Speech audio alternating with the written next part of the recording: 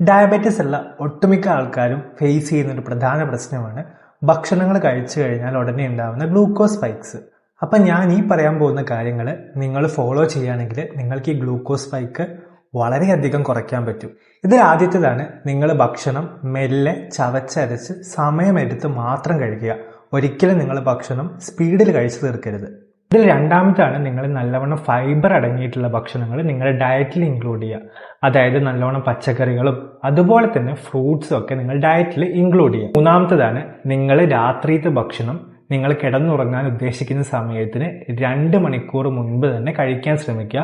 അതുപോലെ തന്നെ ഭക്ഷണം കഴിച്ച ഉടനെ ഒരിക്കലും പോയിട്ട് കിടക്കാതിരിക്കുക. ഇതിൽ നാലാമത്തതും അതുപോലെ തന്നെ ഏറ്റവും ഇമ്പോർട്ടൻറ്റും എഫക്റ്റീവുമായിട്ടുള്ള ഒരു കാര്യമാണ് മീൽ പാർട്ടീഷൻ. അതായത് നിങ്ങൾ നിങ്ങളുടെ ഭക്ഷണത്തിൽ ഫൈബർ കൂടുതൽ അടങ്ങിയിട്ടുള്ള ഭക്ഷണങ്ങളായിട്ടുള്ള വെജിറ്റബിൾസോ സലാഡ്സോ ഒക്കെ നിങ്ങൾ ആദ്യം കഴിക്കുക.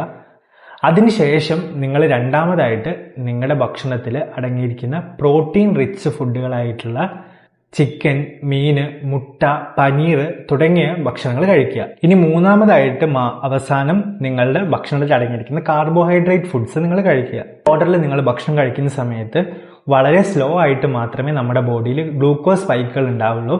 അതുപോലെ തന്നെ നമുക്ക് പെട്ടെന്ന് തന്നെ വയറ് നിറഞ്ഞ പോലെ ഒരു പ്രതീതി കിട്ടുകയും ചെയ്യും. ഈ ഇൻഫർമേഷൻ നിങ്ങൾക്ക് ഹെൽപ്ഫുൾ ആയിട്ടുണ്ടെങ്കിൽ ഇത് നിങ്ങളുടെ പരിചയത്തിലുള്ള ഷുഗറുള്ള എല്ലാ വ്യക്തികൾക്കും അയച്ചു കൊടുക്കുക. അതുപോലെ തന്നെ ഈ പേജ് ഒന്ന് ലൈക്ക് ചെയ്യുകയും ഫോളോ ചെയ്യുകയും ചെയ്യുക.